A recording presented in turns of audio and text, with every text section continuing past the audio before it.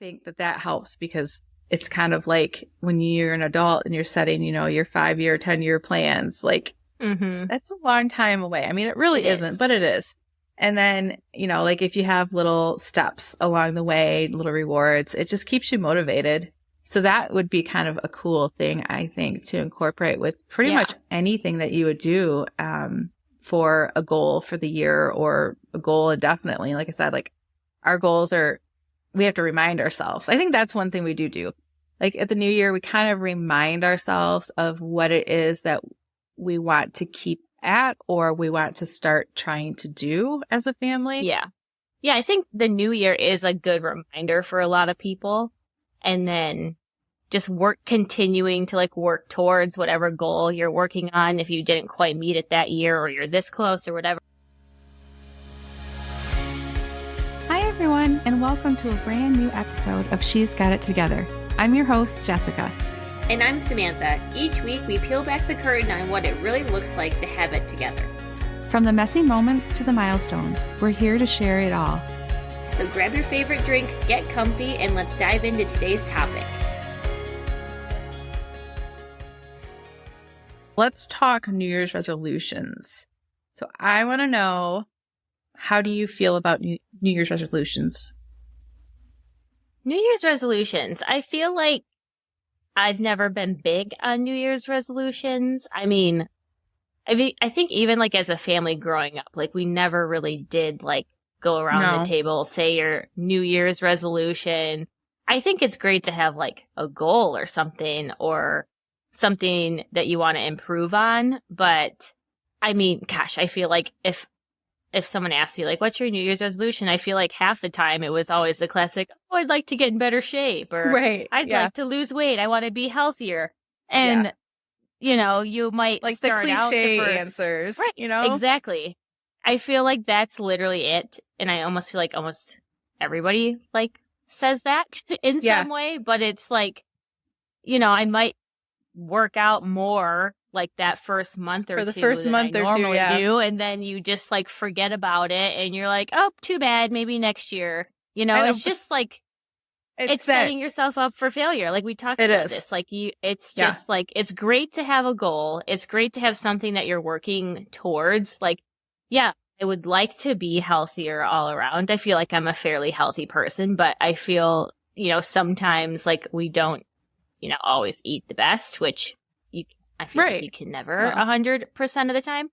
But I mean, now having Bo, I feel like, and we are, getting older.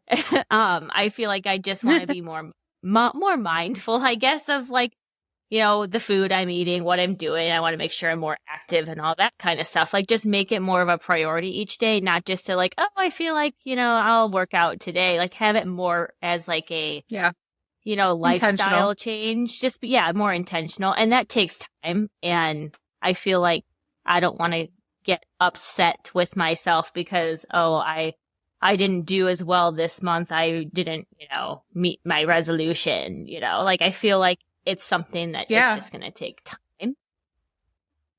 Well, so I feel like that's just kind of how I feel. It feels like it's not a requirement. It's not, I don't know, like it's just just something you do. You just like create one, you just go with it, but there's like not anything that is holding you to it. It's not the accountability, which I think is the whole point. A New Year's resolution is supposed to help you have more accountability. I feel like it does the opposite. I feel like, it's like, you're going to fail. So don't worry about it. Like it's right. Because so many years have passed where you haven't achieved your resolution. It's almost just something that you say because somebody asked you, like if you're at a party or like, it's just I think what you're we were supposed with to do. Brett's family one year and we had like a nice dinner on New Year's Eve and we're like, okay, let's go around and say like our resolutions. And I'm like, what? Like I almost got like shell shocked. I'm like, I don't have one. Like, I want to be healthier next year, lose some weight, like it's just like, I'm like, I know I'm not gonna like if people, I mean, I would love to kind of like people that actually do these like and follow through with them and like maybe have like some sort of effective like accountability system or like take these resolutions like super seriously. Like I haven't personally met anybody that has done but I know there are people out there that do it, or just use the new year as like a reset button, or like, I want to accomplish this year in my business or something like that. Like, that's great. I wouldn't necessarily call it a New Year's resolution, but I feel like it's like a goal you have for the year that you want to meet. Yes, exactly. A goal, I think. And not, and maybe that's all a resolution is, but yeah.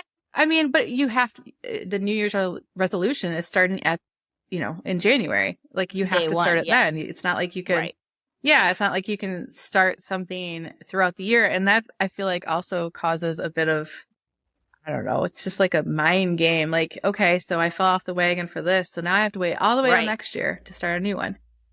No. Or you just get so far off track that you're just like, okay, well, I just gotta fully give up, and if you just kind of have like, okay, like, I missed working out this week, but I'll do it next week, and not have so much like pressure.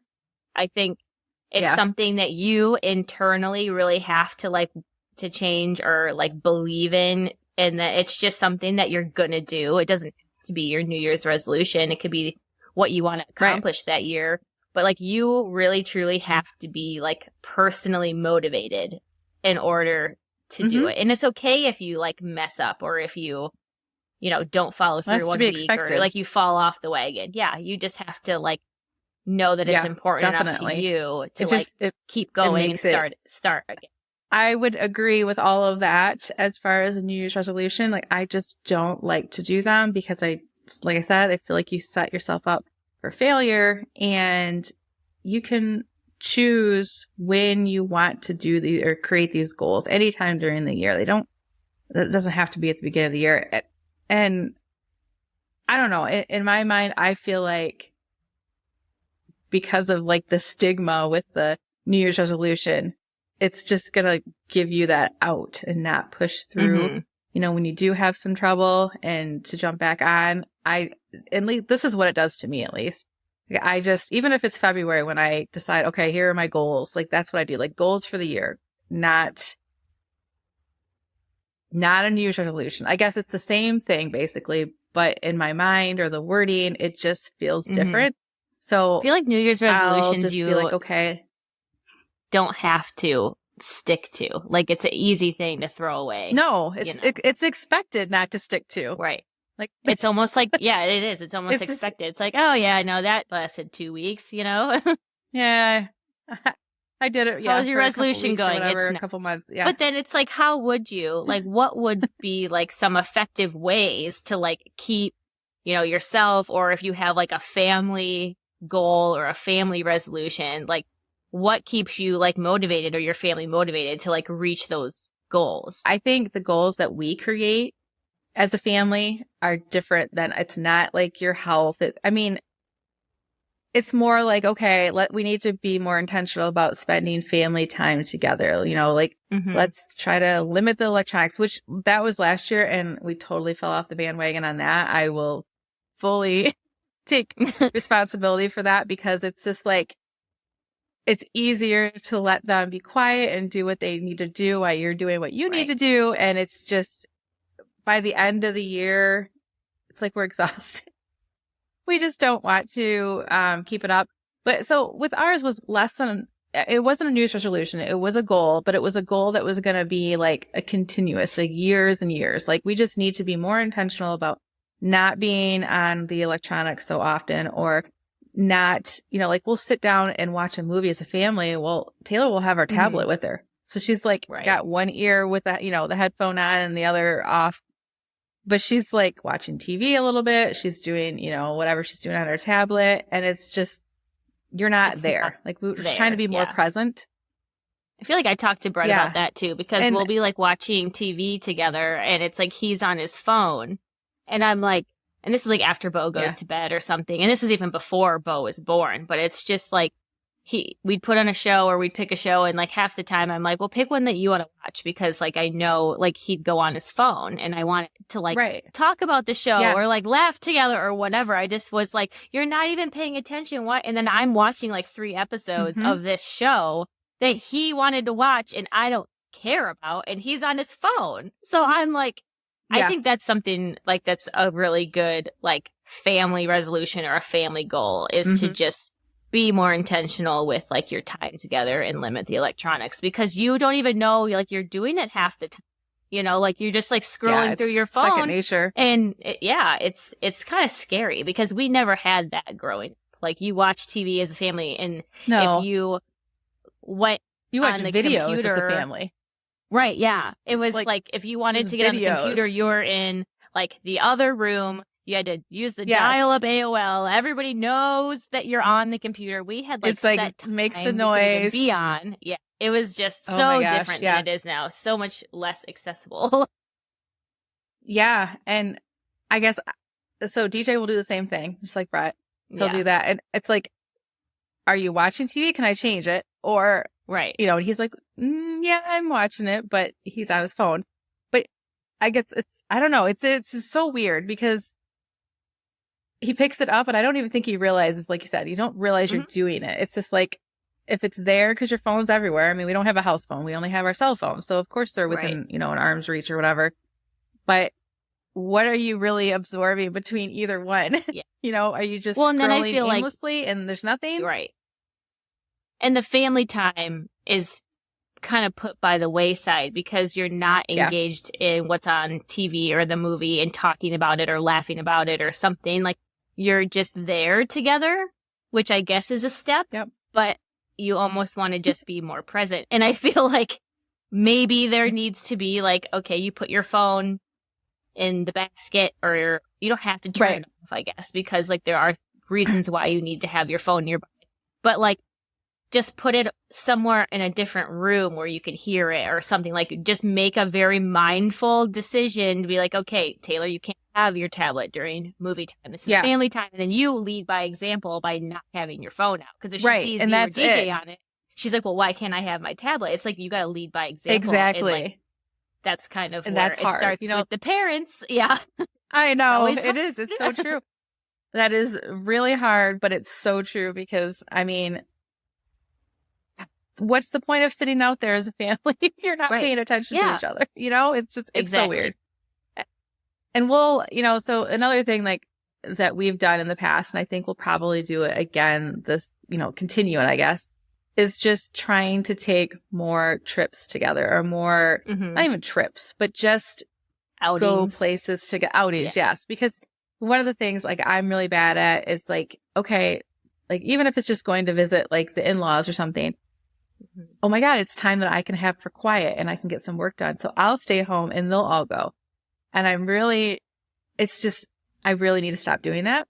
And I know like that's, you know, the same thing with going on trips. Like Hayden will stay home because she doesn't really feel like doing whatever it is that we're doing. And that's completely missing the point here. Like we're trying to be more intentional with our time and doing things as a family. I mean, going to look at Christmas lights or, you know, just because she's getting older doesn't mean she doesn't need to go. It's just like. Right. And I feel like any teenager is going to resist anything like that, but then they secretly enjoy it while they're doing it. Exactly. I remember this. Exactly. Because I remember, I think we were like 13 or 14 and mom and dad, we were like at home like one like Saturday morning or something. And I remember mom and dad came into our room and they're like, pack a bag, like, let's go. We're going somewhere. And Sid and I were like, ugh, where are we going? Like, that's so exciting. Like that they are surprising us with this random trip somewhere. And Sid and I remember at that age, we're just like, ugh, are you kidding me? I just wanted to like lay in bed all day and like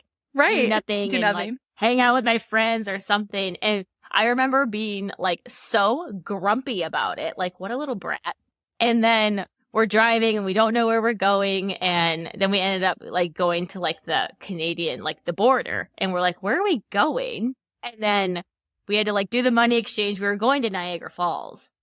And which is pretty darn cool. And that was a pretty cool trip. Yeah. Yeah. And then we were still like little brats at the beginning of this trip. Because we're just like, oh, cool, like Niagara Falls, you know? But it turned out to be an awesome trip. Like, we got over our, like, teenage moment, and we had a lot of fun. And I remember, like, mom and dad went to dinner one night without us, and we got pizza and watched the movie in the hotel, and it was awesome. And I was just like, it had to start out though with the resistance, you know? Yes. It's just the age, it's everything. But it's like in hindsight, I think about that trip all the time. It was fun. Like we were spending time together as a family. It was good, but it started off a little rocky, but it turned out great. Oh my gosh, the things that we do as kids. I know. Okay, so what tips do you have to keep the family engaged with these non-New Year's resolutions, like, goals?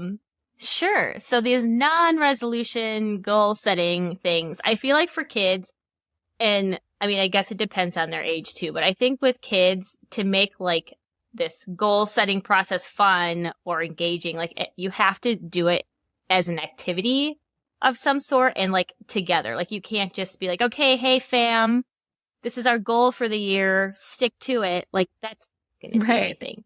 Like you have to kind of talk as a family and figure out what you want your goal or your resolution to be, whether it be like a family goal or an individual goal that they set. I think like that can be up to them or you or your family, however you want to do it. But making it like as a game or some kind of activity where maybe they share or write down or draw a picture of like what they, want to succeed in that year or something. And then maybe like hang it on the fridge or like have it visible to them so that you can kind of check in on it. Or if you do like family meetings or a family game night, you can use that as like a moment to just check in and see like how that goal is going for you as a family. Or you can ask your kids like, oh yeah, or your goal was to, like learn the alphabet or something this year, or be able to write your name or something, and then maybe engage in activities with them that can help them meet that goal, Yeah. And I mean, even a habit tracker might be kind of a cool piece to incorporate into this. Yeah, something visual especially for them. Mm-hmm. Yeah. I mean, they get a sticker every day that they do it, or they can see it like if there's goals throughout it. Like I like to have small goals within that big goal. So like, you've done, you've gotten 2 weeks done of not missing, you're going to get some small prize that kind of goes along with whatever this big goal is. I think that helps because it's kind of like when you're an adult and you're setting, your 5-year, 10-year plans, like that's a long time away. I mean, it really isn't, but it is. And then, like if you have little steps along the way, little rewards, it just keeps you motivated. So that would be kind of a cool thing, I think, to incorporate with pretty much anything that you would do for a goal for the year or a goal indefinitely. Like I said, like our goals we have to remind ourselves. I think that's one thing we do. Like at the new year, we kind of remind ourselves of what it is that we want to keep at or we want to start trying to do as a family. Yeah, I think the new year is a good reminder for a lot of people. And then just continuing to like work towards whatever goal you're working on. If you didn't quite meet it that year or you're this close or whatever, I think it is a good reminder. It's a natural just, check-in. Like take a step back. Yeah. And like think about like how things are going. Yeah. Like what would you want to change or improve or what's going well? So I think that is one benefit to the whole New Year's resolution topic is it's just a good reminder and like check in on yourself or your family or whoever. Yeah.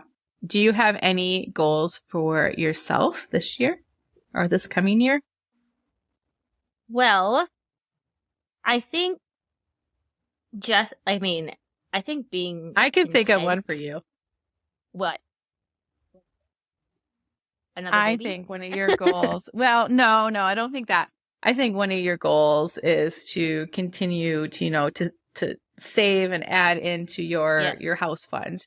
It's just like constantly growing like that. Yes, that's always a goal. Well, that's what I mean. It's a continuing goal. You know what I mean? Like it doesn't have to be just a year's time or, because Brett and I don't have like a set time on when we'd like to get in a house at this point because like the house we're renting right now is great. But the interest rates and all this stuff is just crazy right now. So I think that honestly is like my goal because this last year I have not been content. We were just wanting to find a house, build a house, like something. And we just were not content with where we are. So I think this year, I just want to be content with where we are, what we're doing. Like, we are very lucky to have like a roof over our head. We are very lucky that like, you know, we both have jobs, like we have a healthy baby, like everything is fine. I just want to be content with where we are. And then I think things will like start taking a turn once we're just content. Cause like right now, like we have a lot of options. We could, if we find a house we like, great. If we don't and we want to wait a little longer and save some more, like maybe we'll just build a house, which I think is ultimately what we want to do. Yeah. But yeah, I think this year I just want to be content. Yeah, no, you? I would agree with that. I would agree with that. We started ours probably 3 or 4 months ago, though, like this whole being content bit, because where we're living, house is great, big, you know, we've got everything we need, but it's just not what we want. And it wasn't our choice to move here. So we've been fighting that for 5 years now. 5 years. And it's not getting any easier to move on to what we want to do, or, you know, whether it is building, because we've talked about that, or it's finding a house. Now the interest rates have gone through the roof. It's just silly. Insane. I mean, like what we're approved for is like 100,000 less now than it was. And it's silly. It's like, I'm not going to pay the same or more in my payment just to cover the interest. So, and like I said, there's nothing wrong with this. We're on a busy road. I don't like the road. Like, we can't have a pool because we're in an association. It has to be an in-ground pool, and I'm not going to do that. So there's quirky things with it, but there really is nothing in here or nothing happening that should cause us to be so. Well, and that's the thing. It's like you live in like a great neighborhood in a great house. It's just not what your plan was, or it wasn't our choice. And it's like, I mean, we don't like to be told what to do. You live in a great area, but it's like, you're not content because that's not what your plan was or what you wanted. Right. We had no reason, totally different plans. Why? I mean, no real reason. We're very lucky people, but at the same time, like, it's not exactly like where you expected to be at this point. Right. And I think that's kind of what my thing has been with being so like just not content, is like we didn't expect to be in this position at this age. Because I don't know why age is such a thing. Like, you expect, or I don't know if it's like a generational thing, because everyone did things so much younger before. Like, Brett and I didn't get married till we were 30. And then we had Bo and I was 32. You're the average now. 33. Like, I had Bo and I was 33. So it's like, or was that's normal now. I don't even know. I thought I was 30 for like 3 years. And I think I was 33. I'm pretty sure you were 32. I just turned 33. You did. So you were 32 when you had Bo. Yeah. Okay. Yeah, I was 32. No, you see, he's over a year. Oh, right. I didn't just have him. Okay. So yeah, I was 32 when I had him. Like, we've done things a lot later, and like we were, you know, we didn't get engaged till later. We were engaged for like 5 months and got married. So luckily that process didn't take so long. The getting you had engaged already planned beforehand. Yeah, but it's just like, you know, I feel like we thought by this age we would be a little bit more established. And I think a lot of people, especially like my generation, feel that way because it's honestly just, it's harder. Like, you have to have so much more money now to do basic things like get a house or, you know, build a house or anything, just because the interest rates are so high. And like, just, you know, people feel like salaries the economy at the moment, what they are. The inflation and right. So I feel like with all of that, you just kind of are like, I thought I would have been a little bit further along in like our journey. But at the same time, like I said, I just want to be more content with where we are, because we are in a good definitely. It could be much worse. Definitely. All right. So we'll stop rambling. And I think it would be awesome if you all would share your goals for the next few years. And you can do that in the comments.